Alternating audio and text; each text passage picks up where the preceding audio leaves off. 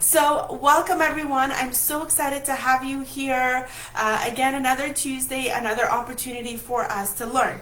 So if this is the first time you've heard about establishing yourself as a brand, that's because of the fact that you may have been really busy focusing on your work versus pouring into yourself and into your career, so that people are coming to you for jobs versus you going out there and searching and not getting anything in return.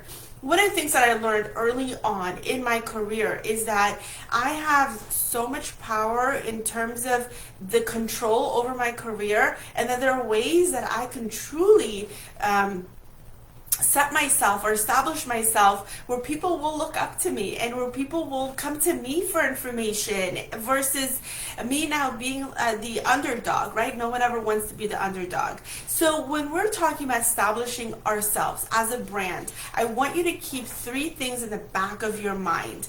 Number one is answering the question of who are you, right? And when I say who you are, I'm going to go into the details of that. Number two, how do you interact with others, right? And this is key to establishing your brand. Number three is how you really dress and look for others at work, or even if you're on Zoom.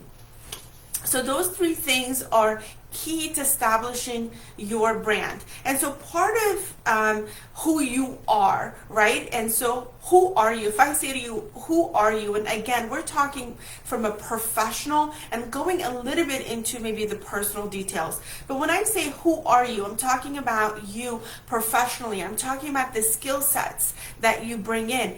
You may say, I'm a health IT expert who understands MS Project Schedule, or is an expert in Excel, or I'm able to really gather data and make sense of it. So who are you, right? The other thing is, what makes you unique in terms of your background, your experience, your education. Who are you, right? Again, answering that question is so important, because if you don't understand who you are from a professional level, you're always going to be lost. You're always going to go into positions, do these little minor work that isn't really adding to your entire career. So number one is, who am I, right? I always say I'm a project management expert who has experience working with the federal government and the private sector, focusing on IT projects. There we go. So when I say that, you know exactly who I am, and therefore the next words that come out of my mouth are going to be related to project management, to information technology. Now, even closer than that, who am I, right? Focusing on, I'm able to build teams. I'm able to motivate teams. I'm able to take large data sets and make sense out of them and put them in reports so that other stakeholders can make decisions off of it.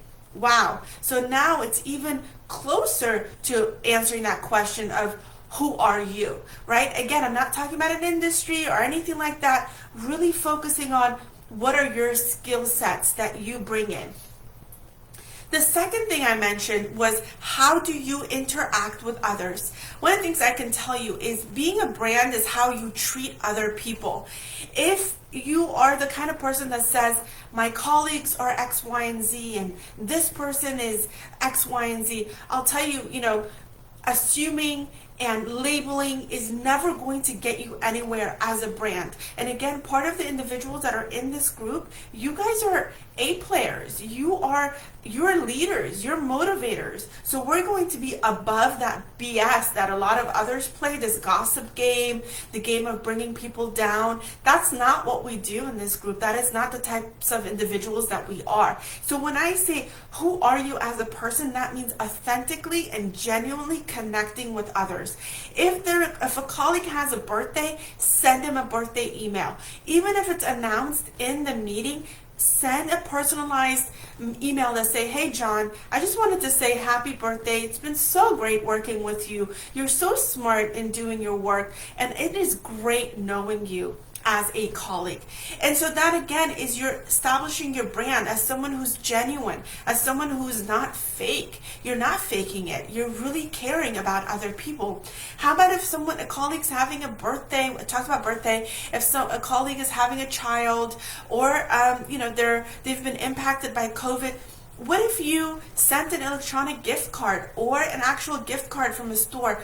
Whatever it is that you can afford, whether that's $25 or $50, or you know that a colleague's spouse is not well.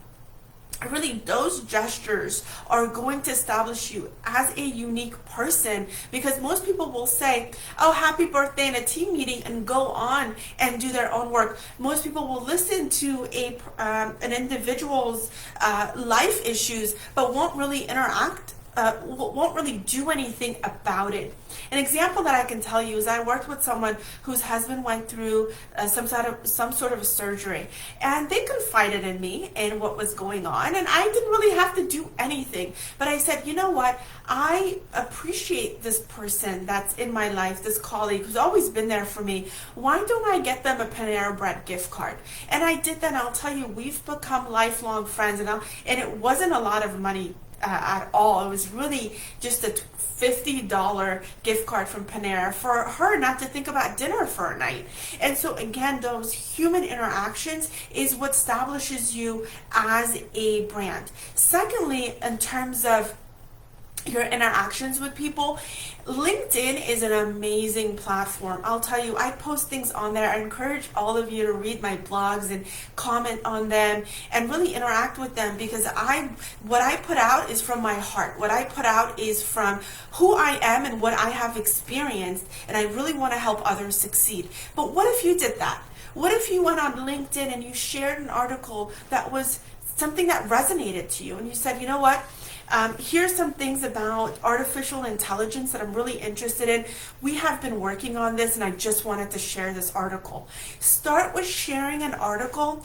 Start with sharing news, or even your company's updates. Let people know what industry you're in. I mean, LinkedIn is an amazing platform of just, again, establishing yourself as a brand, right? The third part of it is getting comfortable with sharing your own knowledge. Say that you've experienced utilizing a risk register, and you feel like a risk register, the way you've taken this template and modified it, could be really useful for others in your network. What if you went ahead and wrote maybe a half a paragraph about this risk register, and you openly said to your network, hey guys, if you're looking for a risk register, why don't I share a template with you? DM me or message me your email address, and I'll go ahead and share that with you. So what is it that you did? You just increased your social presence with those within your network. Now people are going to look at you and say, oh, this is amazing. I kind of want to see who's on here. I can't see who's joined. But really saying, oh, you know what, this is excellent. I can, next time I think of hiring a risk person, I'm going to go ahead and reach out to this individual because they just recently shared a risk register template. So again, part of establishing your brand is connecting with others. We are part of an ecosystem where we alone are not going to be able to accomplish anything, nor will you be able to alone establish a brand. You need others to believe in your message. You need others to believe in you as a human being who is there to genuinely connect with other individuals. Hey Naf, I'm so happy to see you here. And so far I've covered two things. I've covered who are you, right? Number two, your interactions with others. That is all part of establishing your brand. Thirdly, it's how you dress and how you look. I'll tell you, a lot of people will say, where there's what is it called? The millennials or Generation X and Y and Z, and we don't really care about how we dress and any of that. And honestly, I'll tell you, that's all a fallacy. When we talk about the corporate world, how you look matters, because the first thing that someone sees is what you look like. And unfortunately, we do live in a world where we are judged. We don't judge because we're going to get to know someone. But we know that if 80% of people judge us, we need to play the part. And part of being an A player, someone who's going to be successful in their careers, guess what? You do have to put that jacket on.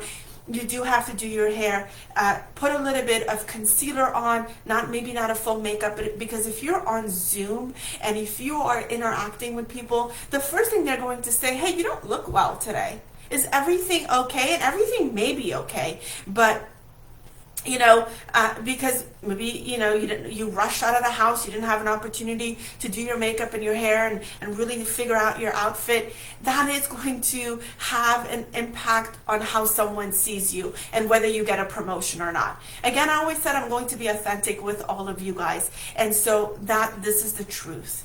And so part of it is, well, how should you be dressing for work, right? Establishing your brand. Basics. Go to the basics. You can go a long way with a few black tank tops, one black blazer, 2 pairs or maybe 3 pairs of a khaki colored pants, black pants, and maybe another colored, a gray or a brown. With some tank tops and a few blazers, pick up a few pieces of jewelry that make you unique to you. For example, I always have my watch on, my bangles, I have my wedding band and another ring, and one of the bracelets that I wear. So this is part of my brand. So when people see me, they look at me as someone, I try to do my hair, I put makeup on, I don't do lashes or anything. Some people do that. That is absolutely okay. But whatever it is that you do, look the part of how you want to be presented. If you're in IT, look the part. If you are in management, look the part. If you're in HR, look the part. Because if you start not looking the part, no one's going to recognize you for the work that you do, and you're always going to be overlooked. And that's the unfortunate part of it. But it's also good because we know how the game is played. That's why you're here in this group, because that's part of the game, right? Of understanding, how do I navigate this corporate world? If you're saying to yourself, I don't care about all this stuff, then that's okay too. Then that means you're comfortable, being in that cubicle and really not excelling to management, really not excelling to a director level or a C level. And if you're okay with that, then don't do any of this. I'm really speaking to those individuals who say to themselves, I want to increase my salary in the next 3 to 4 years. I want to get promoted. I want to be recognized. I want to be known as someone who's making an impact and as a brand. Then if that is you, then you want to go ahead and follow these 3 things that I mentioned to you, which is identifying who you are professionally and what you bring to the industry that you work in. Number 2, your interactions with others and how genuine you are, and really reaching out to those colleagues, your managers that you're working with, your managers, getting to know them. So a lot of that. And thirdly, right, how do you look? How do you look? Whether that's on Zoom, great question, Leslie, right? A lot of the teams are remote and they don't have camera on. What is your take on your camera when most don't do it? If most don't do it, if you work in a setting where you can have your camera on, there aren't any security restrictions, keep your camera on. At least for the first 30 minutes of the meeting. If you then have to step away, or you want to work on other things, but initially when you're greeting individuals, keep your camera on, have that smile, look straight into the camera, and even through that camera you can make people feel like you're there. And so that's leadership. That is authenticity. So right now I'm looking at all of you guys, right? You feel like I'm right in front of you, like I'm a friend, I'm really hearing you. Part of it is because I'm really passionate about what I'm talking about. But you can do that same thing. Looking in the camera, having a light right by your camera brightens up your face, even if you don't have a lot of makeup on. Doing your hair, and even for guys. So even if you're a male and you didn't get a lot of sleep, you can actually ask a sister, a girlfriend, a significant other, or a friend that's a girl. Ask them about getting a little bit of concealer, and just looking like you're happy to be there, especially if you've just started a new job. If you're looking to quit, and you're not looking to get a lot of attention, then maybe that's a whole nother conversation. But this is all about recognition and letting people know that I'm here, that I'm not going anywhere, and that I'm here to play, and I'm here to play this corporate game with you guys. So yes, Leslie, to answer your question, just because others have their cameras on, you keep yours off, you keep yours on, you play the game, and that's how you'll be recognized. You'll be surprised how many people will follow your lead and turning their cameras on, because all of a sudden they're going to be like, ooh, Leslie has her camera on. Let me put mine. Let me turn mine on as well. So, in establishing your brand, ultimately, what I want to leave all of you guys with is that there's so much to be said about connecting with other human beings. Don't lose sight of the fact that we are really nothing without our bigger network. And when we help our network, when we are there for our network, that's establishing ourselves as a brand. And you don't even need to necessarily, connections are important with individuals, but knowledge sharing is also helping your network. Today, me blogging, me coming over here and sharing my knowledge, I'm helping you guys. And hopefully you walk away with saying, I feel a little better about myself professionally. I have a little bit of clarity, and no one's ever told me these things. And so if I'm helping you do that, then there we go. I've genuinely connected with you on that level. So I hope you guys all enjoyed this live. If you're watching this on replay, let me know. Let me know what part of this really resonated to you. Did you find, establishing yourself as a brand useful? Do you think that you're going to do that in your professional career, knowing that it is going to help you with getting a promotion, being recognized in your network, and really reaching your career heights if your goal is to be a manager, a director, and ultimately at the C level, right? Because this is all leadership coaching that I'm bringing over here to all of you. Have a wonderful rest of the week. I did put out a new blog. It's about filters, right? Filtering to success. Read that. Let me know what you guys think of it. I posted it on my Facebook page, on LinkedIn, and on Instagram if that's where you're following me. Love to all of you guys, and I'll see you next week, same day, same time, for our next topic. Bye.